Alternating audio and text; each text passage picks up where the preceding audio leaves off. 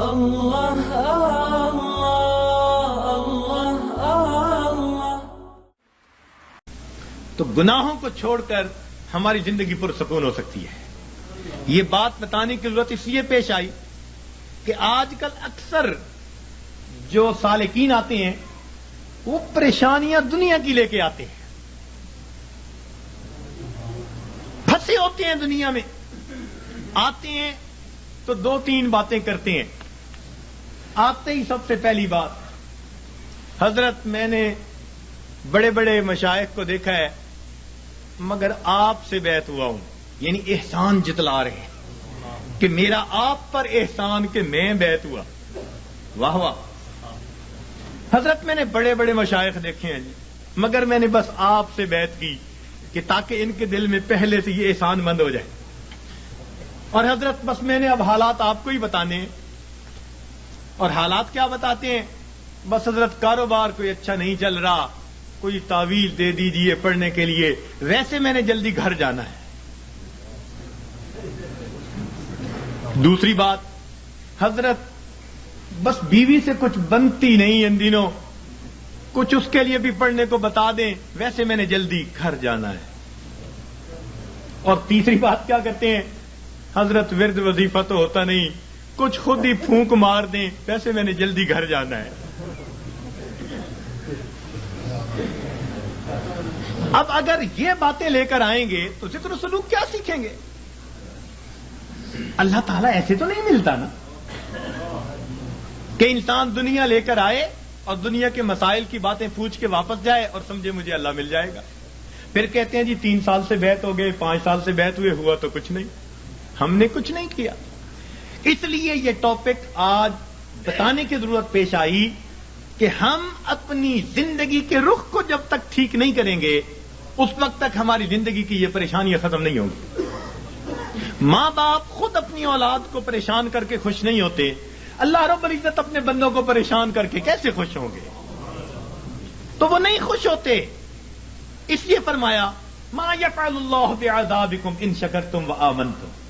اگر تم ایمان لاتے، شکر کرتے، اللہ تعالیٰ کو تمہیں عذاب دے کے کیا ہاتھ آتا؟ اللہ تعالیٰ کیا کرتا تمہیں عذاب دے کے؟ وہ کیوں عذاب دیتا؟ تو اللہ تعالیٰ خوش نہیں ہوتے، وہ نہیں چاہتے کہ بھوکے ننگے رہیں بندے، پریشان رہیں بندے۔ یاد رکھیے اللہ رب العزت نے اپنے بندوں کو عذاب کے لیے پیدا نہیں کیا، اپنے بندوں کو ثواب کے لیے پیدا کیا ہے۔ کیوں؟ فرمایا ان اللہ بالناس لرؤوف الرحیم۔ جب رؤوف الرحیم ذات ہے تو وہ کبھی پریشانی میں اپنے بندوں کو نہیں ڈالنا پسند کرتے۔ ہم خود پریشانیوں میں پڑتے ہیں، ہم پریشانیوں کو دعوتیں دیتے ہیں، بھاگتے ہیں پریشانیوں کی طرف۔ کس طرح سے؟ اپنے رب کے حکموں کو توڑ کے، اپنے محبوب کی سنتوں کو چھوڑ کے۔ کون سا گھر ہے آج بتائیے تو صحیح کہ جہاں نبی علیہ الصلوۃ والسلام کی سنتوں کو ذبح نہیں کیا جاتا؟ الا ماشاء اللہ، نیکوں کے گھرانوں میں بھی کوئی نہ کوئی فرد ایسا ہوتا ہے جو من مرضی کا مالک، نہیں حکم چلتا دوسرے کا، نہیں اختیار کسی کا۔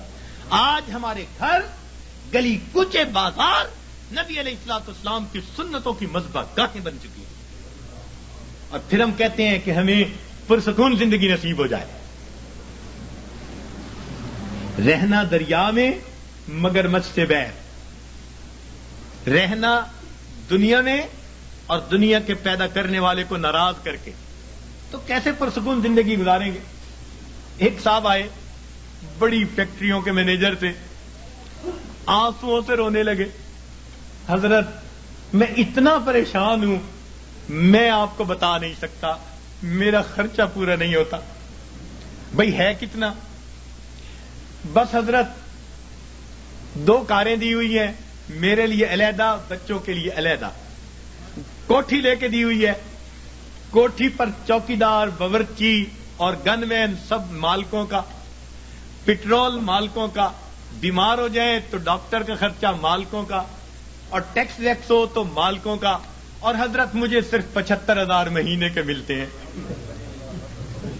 75,000 مہینے کے ملتے ہیں، سارے باقی خرچے مالکوں کے، اور آنسوؤں سے رو رہا ہے کہ حضرت میرے خرچے پورے نہیں ہو۔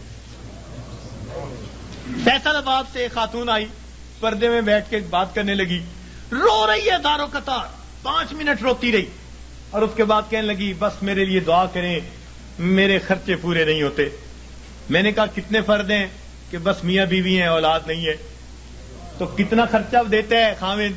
कि जी हर महीने का 50,000 देता है। मैंने पूछा बनता क्या है? कहने लगी बस दवाइयों पे खर्च हो जाते हैं। और वाकई ऐसे था, वाकई ऐसे था। 50,000 रुपया अकेली खातून का खर्चा, मगर वो डॉक्टरों के बातों में चला जाता था। मैंने इस मैनेजर और इस खातून को फिर समझाया। मैंने कहा कि अपनी जिंदगी से जब तक नाफरमानी को नहीं निकालोगे, तुम्हें जिंदगी में कभी सुकून नहीं मिल सकता। तुम्हारे माल से अल्लाह ने बरकत निकाल ली है। तुम्हारे 75,000 क्या 75 लाख भी होंगे तो तुम्हारी जरूरतों को पूरा नहीं करेंगे। बरकत अल्लाह ताला निकाल लेते हैं। इतना कमाते हैं, जरूरतें इतनी, परेशान। इतना कमाते हैं, जरूरतें इतनी, फिर परेशान। लंगोट बांध बांध के मैदान में उतरते हैं। अब इस परेशानी को तो खत्म कर देना है, अगली परेशानी ऊपर से आ जाती है। पहली खत्म नहीं होती, दूसरी ऊपर से, फिर परेशान फिरते हैं। कहते हैं जी बस रोल रोल के जिंदगी गुजार रहे हैं। एक साहब कहने लगे कि जी किसी ने शेर लिखा है, इस दुखी हयाती दे पैंडियां विच, इस दुखी हयाती दे पैंडियां विच कदी राह पै गए कदी भुलदे रह, एक दीवा उम्मीद दा बलदा रहा, लख झक्खड़ अनेरियां दे चलदे रह, पत झड़दे झड़े होए पतियां वांग असी तेरे जहान विच रुलदे रह, पर दामन उम्मीद दा छड़िया ना, असी नार तकदीर दे घुलदे रह। तो मैंने कहा कि भाई तुम्हें पतझड़ के झड़े पत्ते की तरह रुलने की जरूरत ही क्या है? क्यों जरूरत है? तुम अपने आप को परवरदिगार के हवाले करो, वो तुम्हें बेआसरा नहीं फरमाएगा, वो तुम्हें कटी पितंग की तरह नहीं रखेगा, झड़े हुए पत्ते की तरह रुलना नहीं पड़ेगा, घुलना नहीं पड़ेगा तकदीर से। वो तकदीर बनाने वाले के साथ अपने आप को नत्थी कर लो, फिर देखो कि वो परवरदिगार कैसे सुकून और इत्मीनान की जिंदगी अता फरमा देता है। तो हमें आज जिससे भी पूछें, कोई कहेगा भाई ने परेशान किया, कोई कहेगा पड़ोसी ने परेशान किया, बीवी ने परेशान किया, औलाद ने परेशान किया। हमें किसी ने परेशान नहीं किया, हमें हमारे गुनाहों ने परेशान किया हुआ है, हमें हमारे नफ्स ने परेशान किया हुआ है, हमें शैतान ने परेशान किया हुआ है। तो दुश्मन हमारे दो ही हैं, नफ्स और शैतान, और दोनों गुनाह करवा के हमें परेशान कर देते हैं। हम गुनाह करते हैं सुकून की खातिर, और गुनाहों से और बेसुकूनी बढ़ती है। मीर क्या सादा है बीमार हुए, जिसके सबब उसी अत्तार के लौंडे से दवा लेते हैं। जिन कामों से परेशान होता है बंदा, सुकून हासिल करने की खातिर उन कामों को करते फिरते।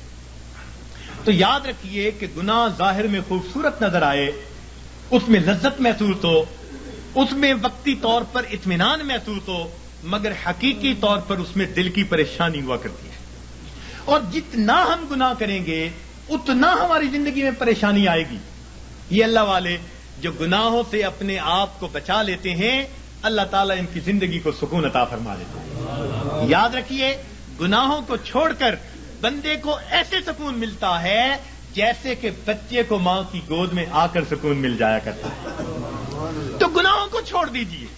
ला इलाहा इल्लल्लाह, ला इलाहा इल्लल्लाह, ला इलाहा इल्लल्लाह, ला इलाहा इल्लल्लाह, ला इलाहा इल्लल्लाह, ला इलाहा इल्लल्लाह, ला इलाहा